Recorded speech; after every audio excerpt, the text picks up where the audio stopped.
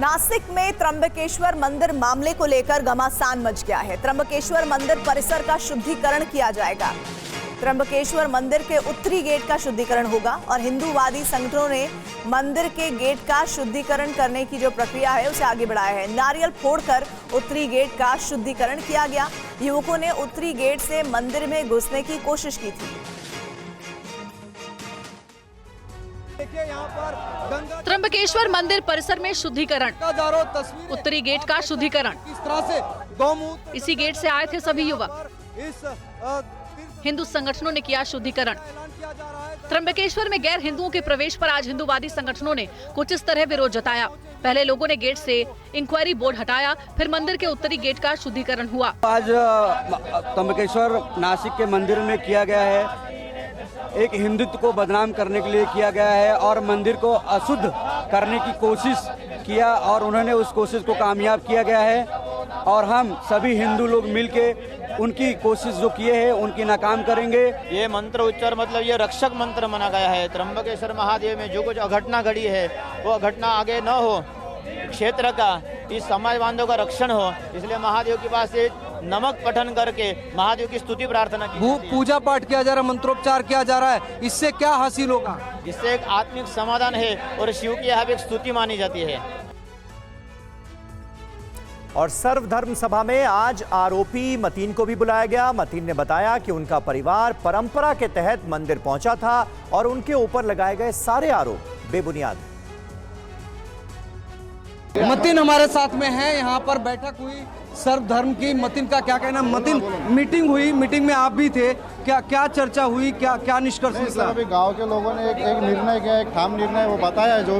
जो भी चीज़ थी आज गांव के लोगों ने, नगर अध्यक्ष हो गए, नगर सेवक हो गए, सब। तो आपने अपनी बात रखी कि आप क्यों गए थे, क्या हुआ था? वो सब बात हो गई। अभी उन लोगों ने भी कबूल किया कि इनकी एक प्रथा थी, वो वहाँ से धूप दिखाते हैं और चले जाते हैं। ऐसा वो मान रहे कि प्रथा थी, आपने बताया। और जब आप जा रहे थे तो क्यों गए थे? कोई ऐसी इच्छा नहीं थी? हुआ भी जो ट्रस्ट है उससे आप सवाल कीजिए। तो इस पूरे मामले में आपने अपना पक्ष पूरी तरह से रखा। क्या पूरा गांव संतुष्ट है? पूरा गांव संतुष्ट है। जो भी है सब सामने ही है। सब जो भी बोले, सब जो था वही बोले, जो मैं बोला वही बोले। तो आपको लगता है कि जो केस दर्ज किया गया है वो केस जो जिस तरह से बयानबाजी हुई, वीडियो वायरल हुआ, उसके चलते हुआ? ये सब झूठी अफवाहें फैलाई गई थी। अभी जो केस दर्ज किया गया है, मेरा तो यही आप ही लेके वो वापस लिया जाए। और इधर बाबरी मस्जिद एक्शन कमेटी के संयोजक और सुप्रीम कोर्ट में राम जन्मभूमि की पैरवी करने वाले वरिष्ठ अधिवक्ता जफर याब जिलानी का आज लखनऊ में निधन हो गया।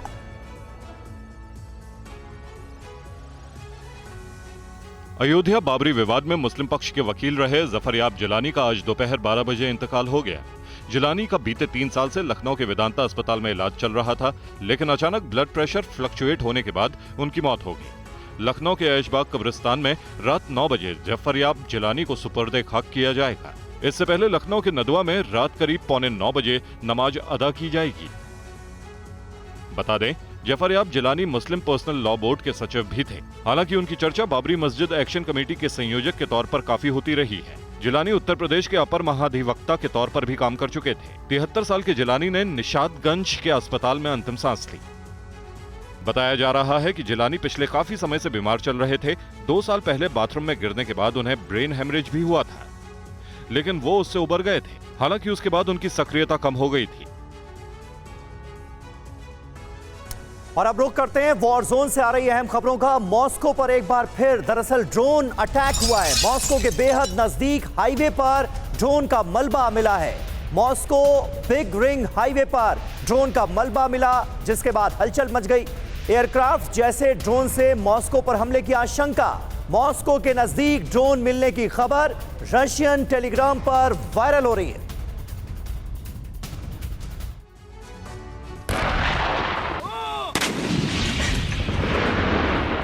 एक बार फिर यूक्रेन ने मॉस्को पर ड्रोन से विध्वंसक हमले को अंजाम दिया, लेकिन मॉस्को के बाहरी रिंग रोड के पास घातक ड्रोन क्रैश हो गया। खौफनाक तो यह है कि ड्रोन के साथ बड़ी मात्रा में विस्फोटक भी था। सवाल है, क्या ज़ेलेंस्की कुछ बड़ा करने वाले हैं? क्योंकि मॉस्को और सेंट पीटर्सबर्ग में ड्रोन उड़ाने पर जुलाई तक पाबंदी है और इसकी वजह रही क्रेमलिन पर 3 मई को हुआ अटैक। क्रेमलिन पर 2 ड्रोन अटैक, फाइटर ड्रोन से किए गए हमले। यूक्रेन की ओर से ड्रोन हमले, 2 ड्रोन को मार गिराया। पुतिन पर ड्रोन से हमले की कोशिश। रूस ने हमले को टेररिस्ट अटैक बताया। रूस ने की थी बदला लेने की बात। मतलब साफ है, भले ही क्रेमलिन अटैक के बाद यूक्रेन पर रूस ने आक्रामक आक्रमण तेज कर दिया हो, लेकिन फिर भी ज़ेलेंस्की झुकने को तैयार नहीं। वो सीधे मॉस्को को टारगेट करने से भी नहीं चूक रहे। अगर वाकई इस हमले के पीछे कीव का हाथ है, तो समझिए वॉर जोन में फिर विध्वंसक वार पलटवार शुरू होने वाला है। और इस बीच खबर ये आ रही है कि युद्ध में यूक्रेन का बहुत बड़ा दावा सामने आया है। रूस के हाइपरसोनिक मिसाइल्स मार गिराए हैं यूक्रेन ने। रूस की 6 किंजल मिसाइलों को तबाह किया गया है। यूक्रेन ये दावा कर रहा है MiG-31K से दागी गई थी 6 किंजल मिसाइलें। सभी 6 किंजल मिसाइलों को इंटरसेप्ट किया गया है। रूस की परमाणु रणनीति को बड़ा झटका है ये। क्या यूक्रेन के खिलाफ रूस की परमाणु रणनीति फेल हो चुकी है? क्या यूक्रेन ने रूस के परमाणु हथियारों का काट तैयार कर लिया है और रूस की परमाणु धमकी अब पश्चिम पर बेअसर हो चुकी है? ये अहम सवाल इसलिए उठ रहे हैं क्योंकि यूक्रेन ने रूस के हाइपरसोनिक मिसाइल्स को मार गिराने का दावा किया है। यूक्रेन ने दावा किया है कि उसने रूस की 6 किंजल मिसाइलों को तबाह कर दिया है। यूक्रेन का दावा है कि रूस ने MiG-31K से 6 किंजल मिसाइलें दागी थी, जिन्हें इंटरसेप्ट कर लिया गया। माना जा रहा है कि यूक्रेन के इस कदम से रूस की परमाणु रणनीति को बड़ा झटका लगा है। रूस ने यूक्रेन के जिन 12 शहरों को दहलाया था, उसमें किंजल मिसाइल का इस्तेमाल भी किया गया था। कीव पर 6 KH-47 हाइपरसोनिक मिसाइलें दागी गई थी। यूक्रेनी डिफेंस फोर्स ने दावा किया है कि उसने रूसी किंजल मिसाइलों को हवा में ही तबाह कर दिया था। जानकारी दी गई है कि यूक्रेन ने अमेरिकी पैट्रियट डिफेंस सिस्टम से इन मिसाइलों को इंटरसेप्ट किया था। रूस की इन मिसाइलों को इंटरसेप्ट करने का दावा यूक्रेनी आर्म फोर्स ने किया है। रूस ने दावा किया था कि इन मिसाइल्स में अदृश्य होने की ताकत है और इस पर कोई डिफेंस सिस्टम काम नहीं करेगा। और रूस की तरफ से एक बड़ा दावा किया गया है। किंजल हमले में अमेरिका का पैट्रियट एयर डिफेंस सिस्टम तबाह हो गया। अमेरिका ने कहा है पैट्रियट को हुआ है मामूली नुकसान। अमेरिका ने शुरू की नुकसान की जांच।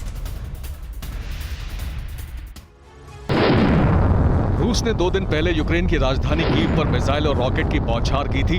रूस ने दावा किया था कि उसकी किंजल हाइपरसोनिक मिसाइल हमले में अमेरिका का पैट्रियट एयर डिफेंस सिस्टम तबाह हो गया। लेकिन यूक्रेन और अमेरिका ने कहा है कि पैट्रियट को नुकसान हुआ है, वो तबाह नहीं हुआ है। अमेरिका इस बात की तहकीकात कर रहा है कि पैट्रियट सिस्टम को कितना नुकसान हुआ है, क्या उसकी मरम्मत यूक्रेन में हो सकती है या उसे वापस अमेरिका लाना पड़ेगा। इस बीच यूरोपीय काउंसिल की 4थी बैठक रेकजेविक में शुरू हो गई है। बैठक में German chancellor Olaf Scholz, France के राष्ट्रपति मैक्रो और ब्रिटेन के पीएम ऋषि सुनक हिस्सा ले रहे हैं। 2 दिन तक चलने वाली इस बैठक में यूक्रेन की मदद पर चर्चा होगी। उधर 6 अफ्रीकी देशों ने रूस यूक्रेन जंग को खत्म करने के लिए एक शांति मिशन मॉस्को और कीव भेजा है।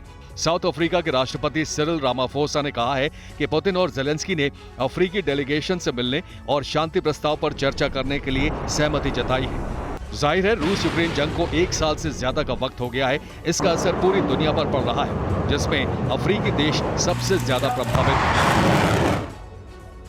और पूर्वी यूक्रेन में अटैकिंग मोड में आ गई है यूक्रेनी सेना। डोनेट्स्क मोर्चे पर यूक्रेनी सेना का भीषण अटैक देखने को मिला है। यूक्रेनी सेना ने रूस के 2 multiple rocket launcher BM-21 ग्रैड 122 mm तबाह कर दिए हैं।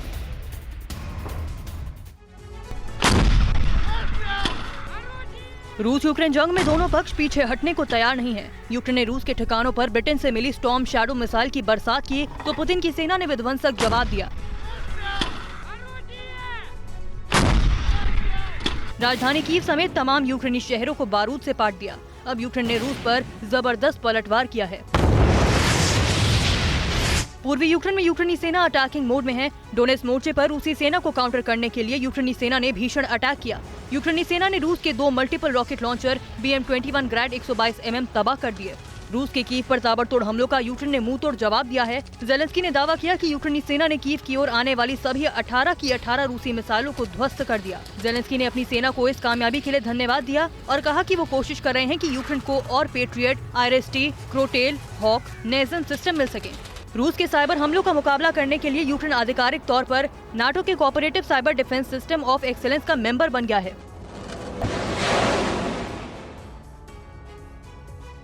और वहीं रूसी ठिकाने पर यूक्रेन की ड्रोन स्ट्राइक हो गई है। एंटी टैंक माइन पर ड्रोन से धमाका। ड्रोन अटैक के बाद रूसी साइट पर जबरदस्त विस्फोट हुआ। यूक्रेन के हमले में रूस के कई सैनिकों के ढेर होने की खबर आ रही है।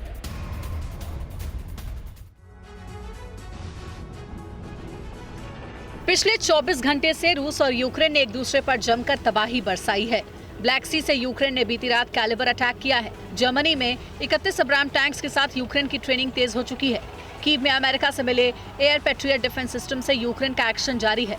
यूक्रेन ने पैट्रियट डिफेंस सिस्टम से 18 रूसी मिसाइलों को नाकाम करने का दावा किया है। यानी पिछले 24 घंटे में जो कुछ भी हुआ है उससे ये तय हो चुका है कि यूक्रेन के जंगी मैदान में कुछ बड़ा होने वाला है। यूक्रेन के दर्जनों शहर को एक साथ दहलाने के बाद रूस पहले से ज्यादा आक्रामक है। यूक्रेन ने रूसी हमलों का जवाब देने के लिए हर फ्रंट पर मोर्चा खोल दिया है। इस तेवर के बीच यूक्रेनी मीडिया ने यह दावा किया है कि पश्चिम ने एक बार फिर यूक्रेन को हथियार देना शुरू कर दिया है, जिसमें फ्रांस, अमेरिका, इंग्लैंड और जर्मनी शामिल है।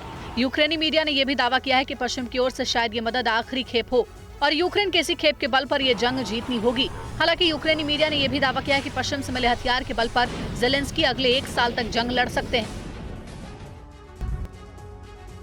और जर्मनी में यूक्रेन को अपने फाइटर जेट्स देने से मना कर दिया है। डिफेंस कमेटी की चेयरपर्सन ने कहा है कि इसे उड़ाने के लिए खास योग्यता की जरूरत है, जो यूक्रेनी पायलट्स के पास है ही नहीं।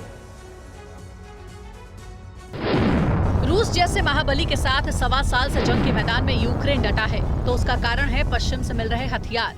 अमेरिका, ब्रिटेन समेत पश्चिमी देशों ने खुलकर यूक्रेन का साथ दिया है। रूस के भीषण हमले का सामना करने के लिए यूक्रेनी राष्ट्रपति ज़ेलेंस्की लगातार पश्चिम से लॉन्ग रेंज वेपन और खासकर फाइटर जेट्स देने की मांग करते रहे हैं, लेकिन लगता है ज़ेलेंस्की की ये मांग पूरी नहीं होने वाली है। जर्मनी ने यूक्रेन को अपने फाइटर जेट्स देने से मना कर दिया है। जर्मनी की वरिष्ठ सांसद और डिफेंस कमेटी की चेयरपर्सन मैरी एग्नेस जिमरमैन ने साफ कर दिया है कि जर्मनी यूक्रेन को फाइटर जेट्स नहीं देगा। इसकी वजह इन जेट्स को उड़ाने की ट्रेनिंग है।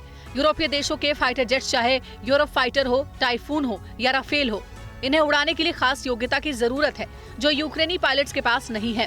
इसकी ट्रेनिंग में समय लगेगा, इसलिए जर्मनी ने अपने फाइटर जेट्स देने से मना कर दिया है। लेकिन पश्चिम से यूक्रेन को आधुनिक सैन्य उपकरण मिलने वाले हैं, जिनका इंतजार यूक्रेन बेसब्री से कर रहा है।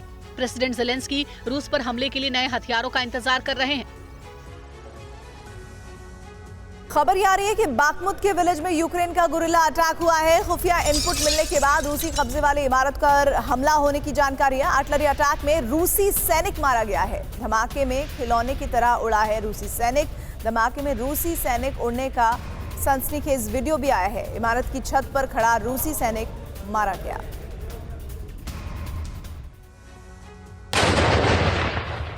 यूक्रेन बैटल ग्राउंड में पश्चिम से मिले हथियारों से रूस कहर बरपा रहा है। यूक्रेन ने रूसी कब्जे वाले अवदीवका डोनेस्क ओब्लास्ट में जबरदस्त हमला बोला है। यूक्रेन ने चेक रिपब्लिक से मिले 152 mm सेल्फ प्रोपेल्ड होवित्जर से रूसी ठिकानों पर बारूद बरसाया। यूक्रेन को चेक रिपब्लिक से तोप गोलों के साथ टैंकों की सप्लाई भी हुई है। वॉर जोन में चेक रिपब्लिक से यूक्रेन को मिले T-72 EA एवेंजर टैंक नजर आए हैं। फिलहाल यूक्रेन ब्रिटेन, जर्मनी, अमेरिका से मिलने वाले लेपर्ड, चैलेंजर, अब्राम्स जैसे टैंकों का इंतजार कर रहा है। इस बीच चेक रिपब्लिक से मिले एवेंजर टैंकों से यूक्रेन रूस के T-72 जैसे टैंकों का मुकाबला कर रहा है। इस बीच अमेरिका ने 31 अब्राम्स टैंक जर्मनी को दिए हैं। इन टैंकों को यूक्रेन को दिया जाएगा, लेकिन उससे पहले जर्मनी में ही यूक्रेनी सैनिकों को अब्राम्स ऑपरेट करने की ट्रेनिंग दी जाएगी। तमाम खूबियों से लैस अब्राम्स टैंक मिलने से जमीन पर यूक्रेन रूस को तगड़ी टक्कर दे पाएगा। वॉर जोन में यूक्रेनी सैनिक मुस्तैद है, लेकिन लगातार होने वाले मिसाइल अटैक, थर्माइट बमबारी और शेलिंग से एक जगह से दूसरी जगह जाने में हमेशा खतरा रहता है।